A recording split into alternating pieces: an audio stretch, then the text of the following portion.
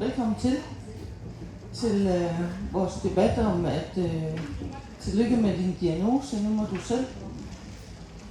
Vi i Dansk Dysfoniforening kunne godt tænke os at tale lidt omkring det her med systemstøj. Det her med at blive efterladt alene, når man har fået en diagnose. Og jeg vil lige starte med at præsentere mig selv. Jeg er formand for Dansk Dysfoniforening og har siddet i bestyrelsen de sidste omkring 15 år, næsten lige så lang tid, som jeg har haft dystoni.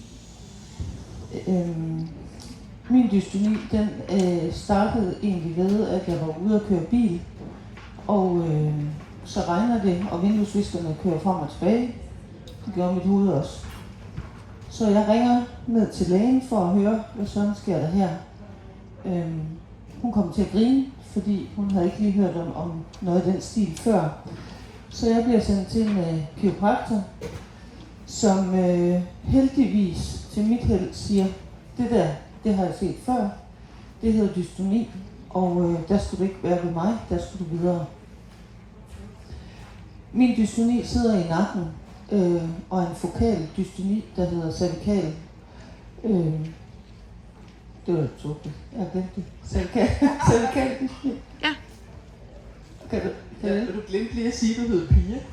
Undskyld. Jeg er Pia. Ja. Men min den sidder i nakken, og dystoni kan egentlig sidde forskellige steder, men det kommer vi til.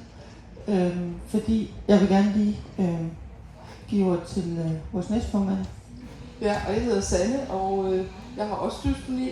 Jeg er næstformand, og det er faktisk sådan lidt påfaldende, fordi min dystoni, den startede også for 15 år siden, sådan cirka der omkring.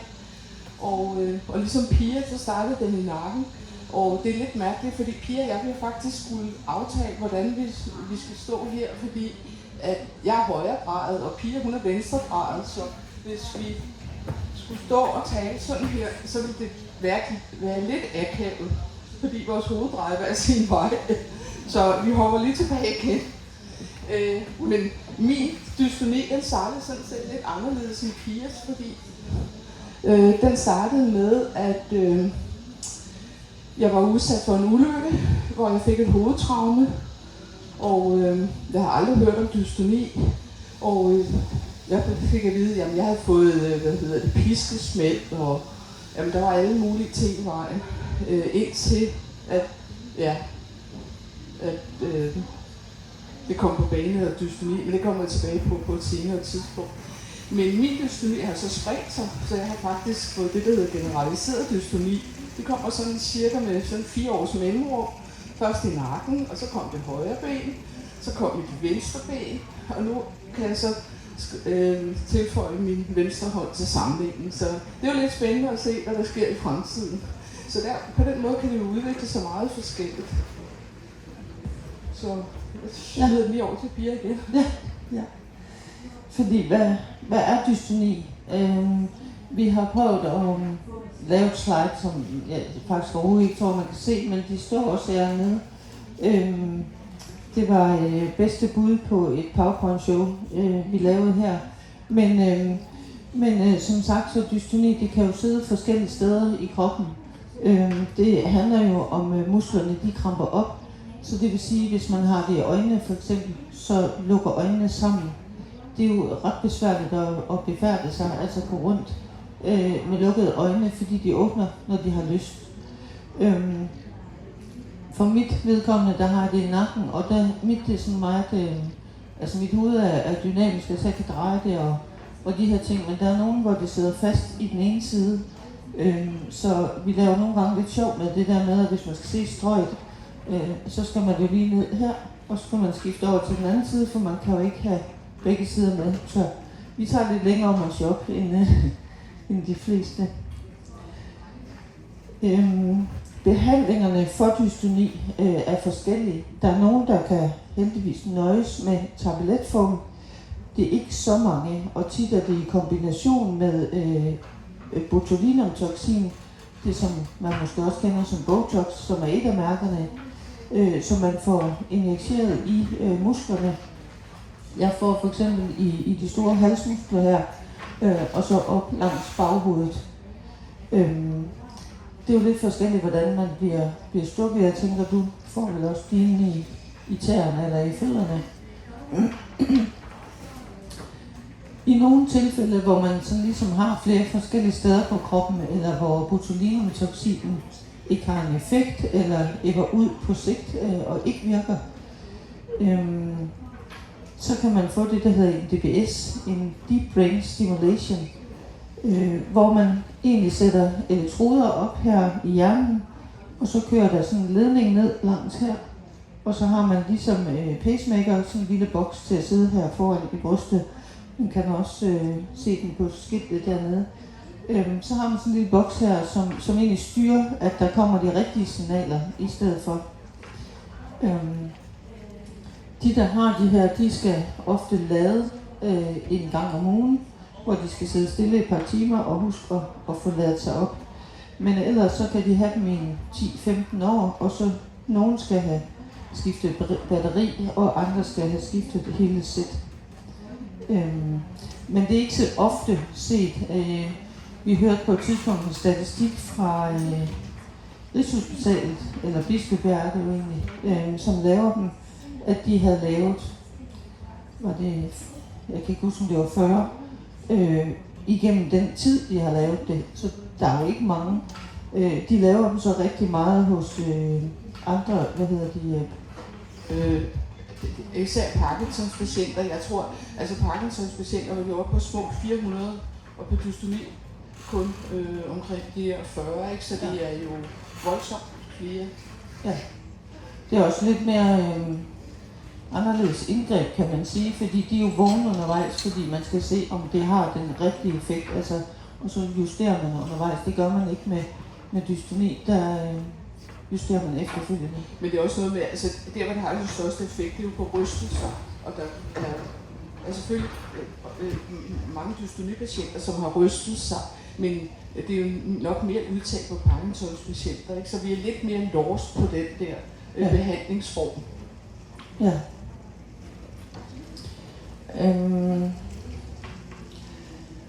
De sensoriske tricks har vi så vores sidste slide med.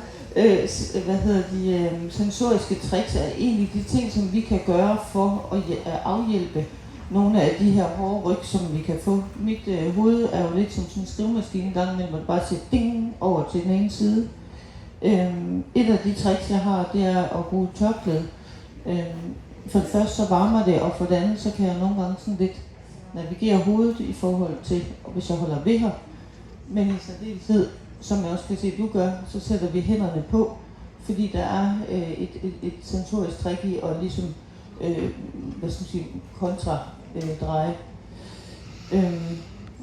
For mit vedkommende er jeg lidt heldig, fordi mikrofonen er min hjælp i dag, så det er jo rigtig dejligt. Jeg tænker, jeg vil lige give den videre til dig om at fortælle, når patienten bliver koordinator i systemet. Jeg er koordinator. Man kan også sige, at man faktisk bliver projektleder i sin egen sygdom. Fordi altså det, vi støder på, det er jo, at første gang, at man måske opdager nogle symptomer, at man så går til sin egen læge, ikke? Og altså, jeg oplevede i hvert fald, at min egen læge, hun slog bak med det samme, fordi hun havde ikke noget kendskab til sygdommen overhovedet. Og det er jo fair nok, fordi at der er faktisk flere praktiserende læger i Danmark, end der er patienter, der lider af dystoni, og så samtidig med, at dystonien kan udvikle sig på rigtig mange forskellige måder. Men det gør jo så også, at det her med kendskab, at det er jo faktisk en af de første barrierer, man støder på, og det er, at man bliver nødt til at fortælle sin historie igen og igen og igen. Og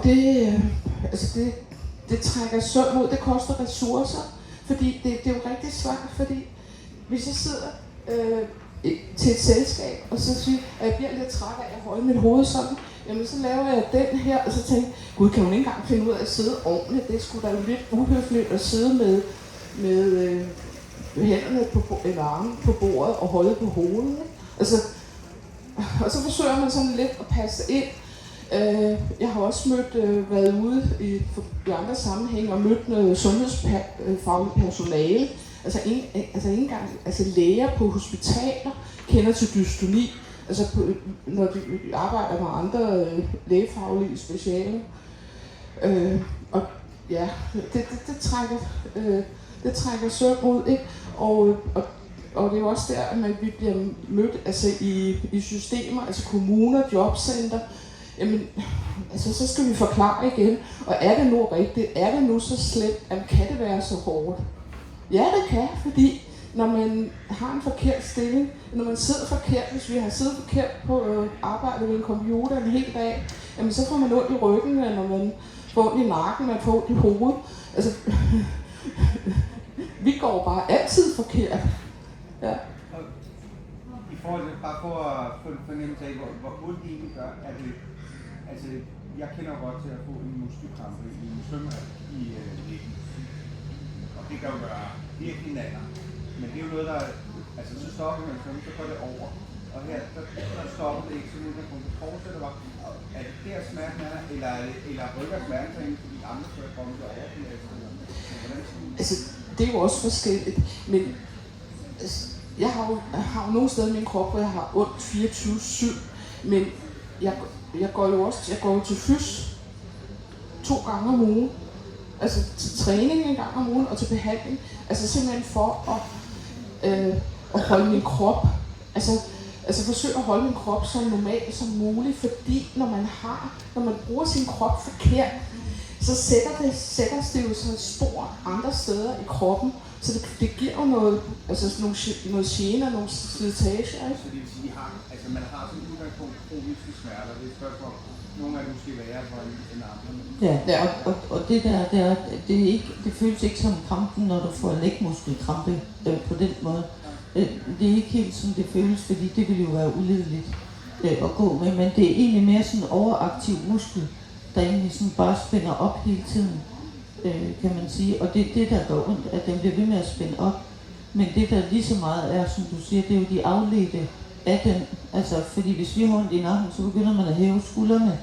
Så begynder man at dreje lidt, fordi det går ondt i skuldrene. Altså, så det er i særdeleshed også de afledte, men i særdeleshed de overaktive muskler, der gør ondt. Ja. Ja, altså jeg vil sige, jeg har det jo i mine ben, og jeg har det jo ligesom konstant, jeg faktisk har været ude at løbe en maraton. Altså mine ben syrer til, selvom jeg ikke har gået mere end 200 meter. Og når jeg så sætter mig ned, det her, man kender godt det her med, at man har været ude at røre sig hele dagen, og man så sætter sig ned og smider benene op, så begynder de at arbejde. Fordi så ligesom så giver man musklerne lov til at slappe af. Og så gør det nogle gange mere ondt, fordi at man føler man virkelig, at man har brugt det. Sådan har jeg det for eksempel i mine ben hver dag. Og når jeg så skal i seng, jamen så skal jeg slå dig for, så er der fest, ikke? Fordi så kører det simpelthen, ikke? Fordi altså, benene kan jo slet ikke få ro. Fordi musklerne tror stadigvæk, de er på arbejde. Altså de kan ikke finde ud af at holde fri. Det var en god formulering, det ikke kan finde ud af at holde fri. Du ligger dødtræt, og så ligger din krop og bevæger sig. Som om, altså, og det er jo der nogle af de pillerne, som man kan supplere med, kan afhjælpe, så den går hen og bliver bedre. Fordi altså jeg får en skål for piller hver dag, ikke? Altså Pia, hun opdagede sin dystoni ved at lege med vinduesviskerne. Jeg plejer så at joke med, når jeg går i seng, så er mine ben vinduesvisker, for de ligger sådan her. Så jeg får sådan en rigtig god cocktail, når jeg skal sove, for egentlig at få den der ro. Altså, kunsten er, at kroppen skal finde ro. Og du kan ikke styre det. Altså, du kan ikke slå den fra. Men hvis vi prøver at det her med, når man ligesom skulle ned til, de forskellige behandlere eller jobcentret og noget i den stil, så er det jo det, der er vores udfordring. Og hvis jeg hopper over på det her med, at så bliver det faktisk også som patientforening, der ligesom skal ud og samle op. Fordi man kommer ind og får en diagnose, og så står man og frustreret og tænker, okay, hvad er det her for noget? Vi har så de senere år arbejdet rigtig meget med at lave noget informationsmateriale, som vi giver til sygehusene, som de kan udlevere til deres patienter, som så stadig henvender sig til os. Og det gør vi jo for vi er der jo for at hjælpe dem, men vi får rigtig mange roller. Vi bliver jo pludselig dem, der kan hjælpe dem med at koordinere imellem systemerne. Vi bliver dem, der går ud og fortæller i forhold til politikere og hospitaler og fagfolk, hvor problemstillingerne egentlig er. Vi har jo også nogle af de pårørende, fordi det er jo også dybt frustrerende, fordi dystoni er jo ikke altid synligt. Jeg kan huske den allerførste gang, jeg var med til et arrangement, jeg står for en, som er indstillet til sådan en DBS-operation, og så siger jeg til hende, men du ser ud til, at du har det fint. Det gjorde jeg aldrig igen, fordi det jeg ikke kunne se, det var, at hendes tæer jo simpelthen stod i en krampagtig situation konstant. Så det kan godt være svært som pårørende nogle gange også at finde ud af, hvorfor kan hun ikke lige tage tingene ud af ovnen, eller hvorfor kan hun ikke hjælpe med at støvsuge, og så skal være syg en hel dag. Så det er noget af det, vi prøver at vejlede nogle af dem, der ringer eller kommer, når vi har arrangementer omkring. Og i særdeleshed har vi også det her med paragraf 56, som jo er den her sygemeldingsparagraf, man kan have på sit arbejde, hvor man ligesom kan man sige, har lov til, når man skal til behandling, eller man har en dårlig dag, fordi man har ondt eller har overanstrengelser, at man så ligesom kan have fri, uden det går ud over arbejdspladsen. Vi har også rigtig mange, der spørger til vederlagsfri fysioterapi, fordi det er jo en del af det at have dystoni. Faktisk siger vi, det er halvdelen af behandlingen. Der er rigtig mange diskussioner derude også omkring det. Men som patientforening, så er vi der jo så for, at man får forståelse for dystoni, at man har nogle at netværke med, og at man har nogen, der kan lytte. Så kan man så tale om, selvfølgelig, hvorvidt vi gør noget af systemets arbejde, eller bør det være os, der laver informationsmaterialer og skal søge fonde for at få de produceret, eller det burde være staten. Altså en af de største udfordringer, der har været omkring behandling, altså når man har været til den praktiserende læge, man så får hul igennem, og så siger okay, altså for at vi ligesom kan komme videre med det her, så er det vigtigt, at vi kommer til en neurolog. Og der støder vi faktisk på en af de største udfordringer i det danske sundhedsvæsen. Det er, at flere steder i Jylland, der er faktisk op til 7 års ventetid.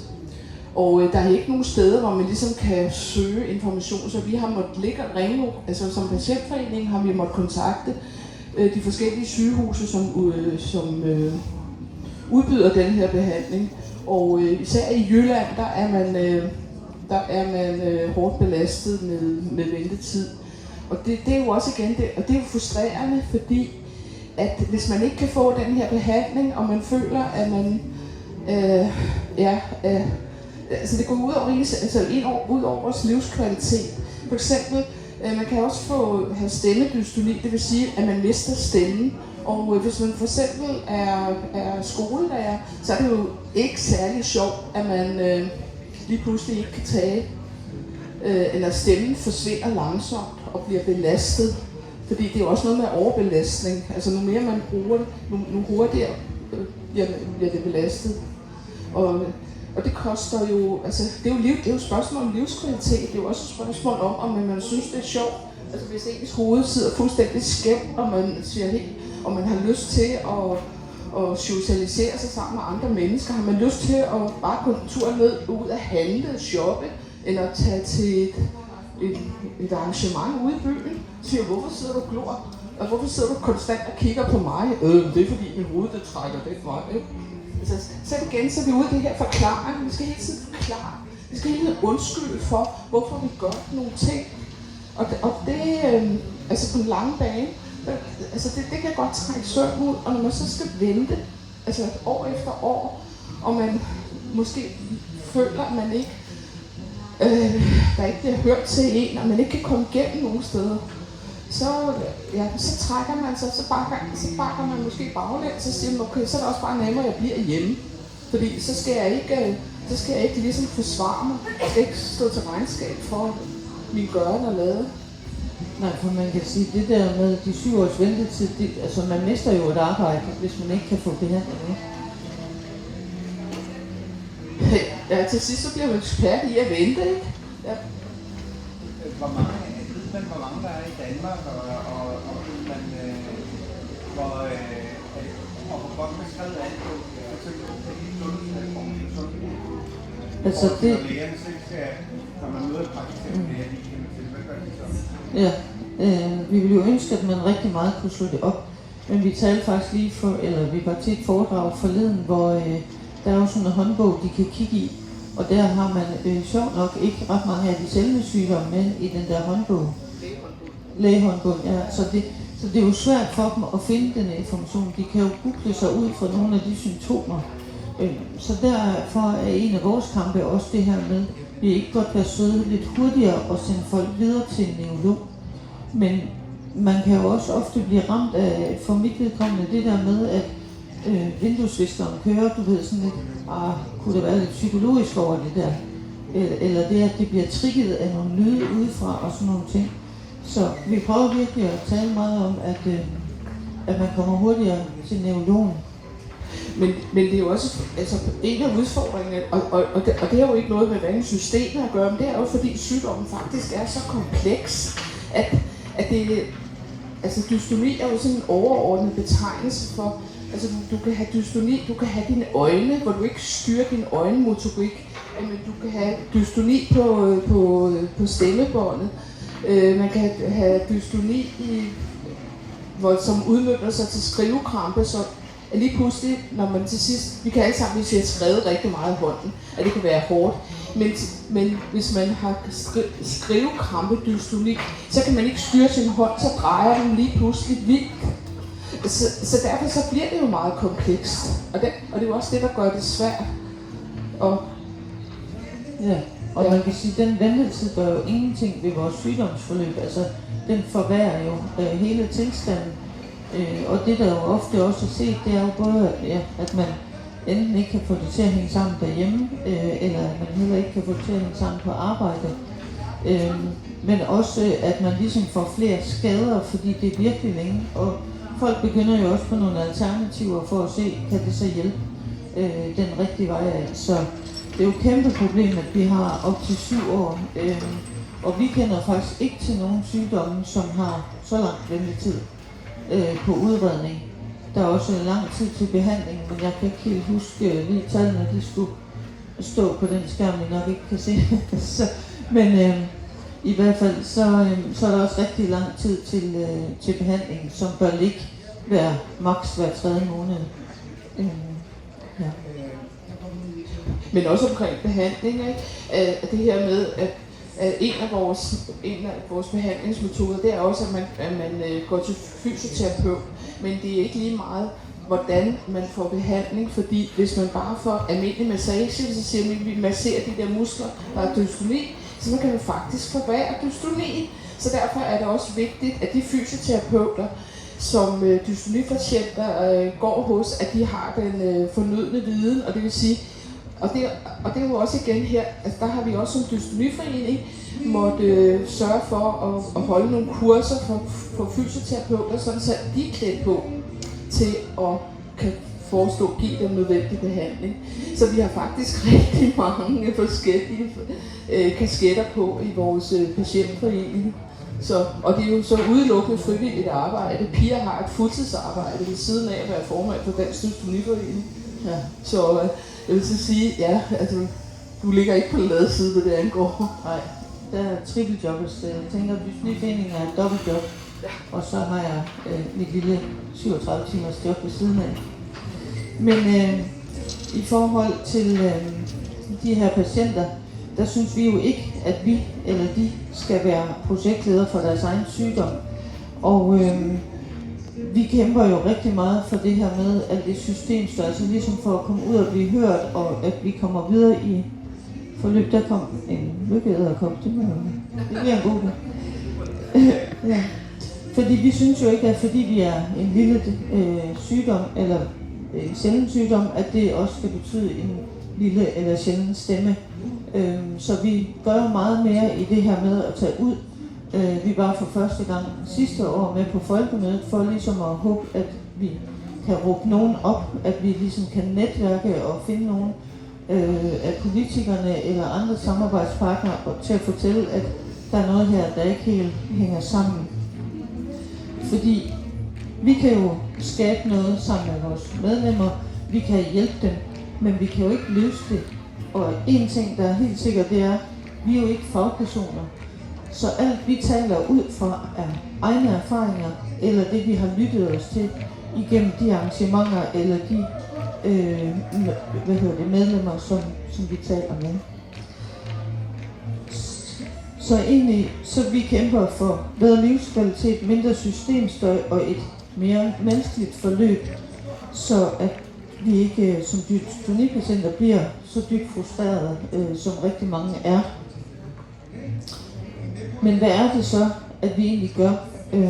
Det har været lidt inde omkring det her med folkemødet. Men vi søger jo også, og i særdeleshed her på folkemødet og til andre arrangementer, der er offentlige, mere inddragelse fra de fagfolk. Vi havde et arrangement i går med nogle fysioterapeuter fra Aalborg og en neurolog fra Aalborg. Og vi havde også en politiker. Det som der faktisk også ligesom var gennemgående der var, vi ønskede, vi havde været inddraget noget mere i det projekt, der lige nu ligger i, at fysioterapeuter måske kan få ventetiden ned og begynde at give behandling. Det lyder som en nem løsning, men der var rigtig meget teknisk, altså hvordan er det, man stikker, hvordan er det, man kan gøre det her. Men ja, så vi er med i dialogen også om, hvordan vi nedbringer ventetid. Men lige en tilføjelse til det, Pia siger, det er med at stikke, fordi hvis man får den forkerte behandling, så kan det have fatale følger i den her periode. Selvfølgelig Botox, altså det er et medicin, der bliver sprøjtet ind i kroppen, og det har en virkningstid på cirka 3 måneder. Problemet er bare, at hvis man får den forkerte behandling, så er 3 måneder rigtig, rigtig lang tid at gå og vente. Jeg har selv prøvet at blive fejlbehandlet i min nakke, hvor jeg havde hovedtab i 3 måneder, så jeg måtte gå på halskrav, og jeg kunne ikke holde mit eget hoved i 3 måneder. Man kan også risikoen for eksempel at kan få fejlsynke, fordi at de muskler, der skal have, når man har det i nakken, de ligger så tæt på spiserøret og på luftrøret, og det er faktisk meget ubehageligt. Og det er ikke fordi, at det er ikke noget, man dør ikke af det, men vi har alle sammen prøvet det her med, at man får noget i den gale hals, så man føler sådan puha, ikke? Ja, og det er meget ubehageligt. Og der er altså kun at vente i 3 måneder, indtil det er fadet ud af kroppen. Så altså, der er ikke nogen, altså man kan ikke lige bakke tilbage til, vi laver den lige om. Nej, ja. Og det er jo derfor, det er vigtigt, at de neurologer, der ligesom giver os behandling, også har den faglige viden, der skal til, at de bruger EMG og ultralyd til at give injektioner. Og det er jo det, der komplicerer det lidt for, at det skulle være fysioterapeuter, der ligesom skulle give behandlingen. Ja. Så det, jeg egentlig har skrevet her som lidt af det sidste, før vi måske tager nogle flere spørgsmål, det er, at vi efterlyser jo ikke en særbehandling, men vi efterlyser en sammenhæng, så vi ligesom nemmere kan komme igennem forløbet, uden at blive tabt så mange steder på vejen, på arbejdspladser, på kommunen med hjælpemidler, hos fysioterapeuter, hvor vi ikke kan få lov at komme til og de her ting, og også få vores rettidige behandling. For tænk sig, hvis man har gjort det her med diabetespatienter, og sagt, vi går til, det er skidt, men du må simpelthen lige nøjes med det her piller, og så kommer du igen om 7 år, så ser vi, hvordan det gik. Det vil være skidt. Ja. Er der nogle spørgsmål? Så.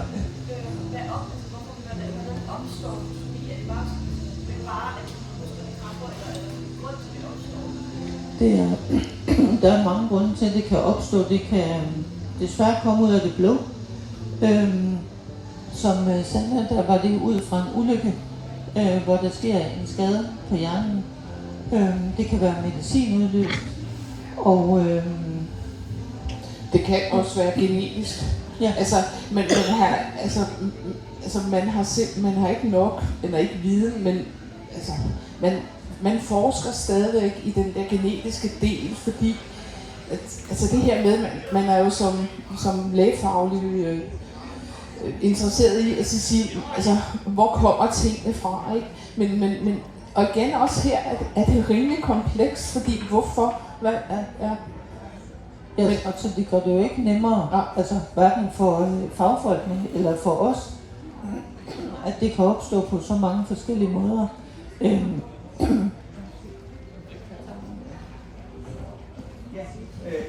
I, hvor mange der er på i Danmark cirka, eller har man nogen estimater på, hvor mange?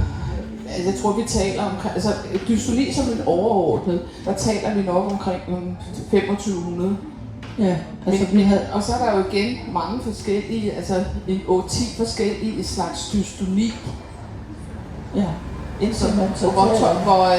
det der hedder certifikal dystoni, altså i nakken, det er den mest udbredte. Det er nok 3/4, der lider af det. Altså det er og så kommer alle de andre, ikke? Man ser jo typisk cervikal dystoni,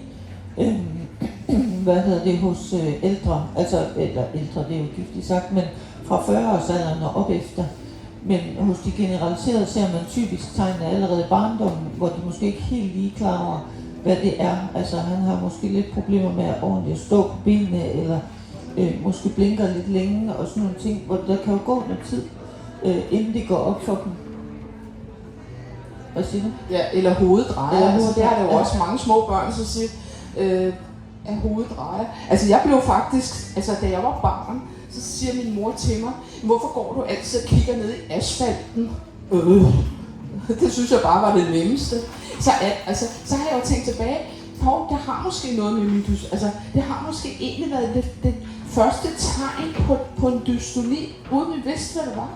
Fordi at det var det mest nærmægtige, det var. Ja, fordi det var faktisk mit næste spørgsmål, det var, om det var altså noget, man fik, når man typisk over 40 år eller et eller andet, ikke? Sådan er det jo med mange andre. Ja. Men og det er det måske også typisk, men der er også børn. Ja. Ja, der er også børn, der har det, og vi har jo også set nogle frygtelige scenarier, kan man sige, fra børn, der jo ligesom ikke er blevet behandlet, fordi, ja, hvad skal man sige, den viden, den forskning, der har været, har jo taget tid at komme op. Så vi havde en formand for mange år siden, som jo har haft en frygtelig barndom, hvor han lå på en madras, fordi det var det, han kunne, for hele hans krop tvistede sig. Så han kunne jo ikke få den rigtige behandling før senere hen, hvor han jo får den her DBS, som også hjælper ham i en kort periode. Men det, der sker, når man ligesom ikke kan få behandling, og i særdeles før i tiden, det er jo, at kroppen bliver slidt. Så du kan jo behandle nok så meget, putte elektroder ind, og så skal det løsne det. Men hele hans krop var jo slidt. Og det er jo det, der sker, hvis man ikke får den rigtige behandling i tide. Vi drømmer jo stadigvæk om, at i morgen kommer en pille, og så er alt godt. Hvis man skulle sige, jeres top 3, altså, måske ikke de pille, den ligger jo nok ikke lige om hjørnet. Nej. Men hvad er sådan jeres top 3 ønsker, hvis det var sådan her nu, noget I kunne få igennem her nu i Danmark? Det vil helt klart være at inddragelse, så vi ligesom kan være med til at hjælpe på de her ventetider. Det vil være en hurtigere behandling, det er helt sikkert. Og så vil det for mit vedkommende på arbejdsmarkedet absolut være en meget bedre forståelse fra arbejdsgiver, fra jobcenter. Jeg forsøgte sidste år at gå ned på jobcentret, hvor man jo skal henvende sig. Jeg har arbejdet non-stop, siden jeg kunne. Og går ned på jobcentret og siger, undskyld, men jeg tror sgu, den er ved at være gal. Jeg tror måske, jeg skal på noget nedsat tid. Og han lytter, ligner han forstår, slutter af med at dreje skærmen og sige, kan du se det her 5-årsskema? Kan du se de der røde felter, der er her? Det er der, hvor du har været langtidssyg. Der er ikke nok, så du må komme igen, når skemaet er mere rødt. Hvor jeg siger til ham, okay, så jeg skal kravle ind, eller hvad? Så hvis jeg nu kan mærke, fordi en ting med dystoni er jo alle de afledte ting, som vi hørte dem lige i går. Jeg kan sådan kognitive ting, for eksempel, måske noget hukommelse. Men der er rigtig mange afledte ting, også det der med overskud og sådan noget, som de ikke tager højde for på jobcentret eller nede hos lægen, når jeg går ned og siger, jamen, nu har jeg så stress for 17. gang. Kunne det måske hænge sammen med, at den her sygdom, den ligesom vælter mig hele tiden, og jeg prøver at være normal, og min arbejdsgiver kan jo ikke se, at der er noget galt. Så absolut et ønske, det vil være mere lydhørhed på arbejdsmarkedet, på jobcentrene og på kommunerne. Altså at de tror på de patienter, eller kontakter os. Jeg kan aldrig nogensinde huske, at jeg er blevet kontaktet af kommunen eller et jobcenter for at svare på en borgers sag, eller altså, de må ikke fortælle om sag, men de er jo aldrig ringe for at spørge, kan det passe, at dystoni er, eller hvad er dystoni, og hvad kan det gøre ved en person? Det undrer mig, og den inddragelse, den mangler vi absolut også. Men det jeg også synes, at vi mangler, altså vi kunne måske godt bruge noget mere, noget mere sparring, noget mere opbakning fra sundhedsvæsenet til informationer til at hjælpe os med at udbrede kendskabet til dystoni. Hvordan kommer vi igennem? Altså, som lille patientforening for eksempel, hvordan informerer vi de praktiserende læger i Danmark? Sådan så, at de bliver skarpere. Fordi hvis de bliver hurtigere til at samle folk op og give de rigtige diagnoser, så undgår vi måske også nogle langtidssygemeldinger. Det vil sige, ud fra et samfundsøkonomisk synspunkt er det jo også rigtig fint, at hvis vi undgår, at for mange bliver langtidssygemeldt, men jo også ud for det enkelte individ. Altså, det giver jo øget livskvalitet, at man hurtigere kan finde ud af, hvad man fejler, så man kan blive behandlet, så man kan komme tilbage og få et helt almindeligt liv. Ja. Og vi bruger rigtig meget energi på at lave folder, på at lave materiale, og igen her med, vi skal også skaffe midlerne til det, fordi vi har ikke nogen stor pengetank i ryggen. Vi får stort set ikke noget tilskud fra det offentlige. Altså, vi skal ud og søge fonde, og vi skal få nogen til at hjælpe os med at lave det her materiale mere eller mindre frivilligt, ikke? Altså, det er benhårdt arbejde, vil jeg sige. Absolut. Ja. Men jeg blev spurgt forleden dag om, hvorfor vi gør det. Og det gør vi jo, fordi vi ved, hvordan det føles på egen krop at stå i en situation, hvor man er frustreret, hvor man er bange. Derfor gør vi det her helt frivilligt og bruger nattetimer og dage, fordi det gør en forskel. Ja, og det eneste sted, at man da jeg lige havde fået min diagnose, eller det vil sige, da jeg fik botox-toxiner første gang, der var der slet ikke nogen, der nævnte ordet dystoni. Og jeg var higet efter at få nogle informationer, og det eneste sted, jeg kunne få nogle informationer, det var i Dansk Dystoniforening. Jeg kunne ikke få nogen informationer hos min egen læge. Og på Bispebjerg på Neurologisk Ret, der fik jeg bare stukket en folder i hånden og sådan tænkte, det kan du læse, når du kommer hjem. Jamen tak for det, ikke? Tillykke med din diagnose. Ja, nu er du på egen hånd. Ja, nu er du på egen hånd, ikke? Ja, jeg tænker, vi skal lidt til at runde af. Jeg tror, der er et arrangement efterfølgende også, men jeg vil gerne sige tusind tak, fordi I lyttede og stillede spørgsmål og blev. Tak for det.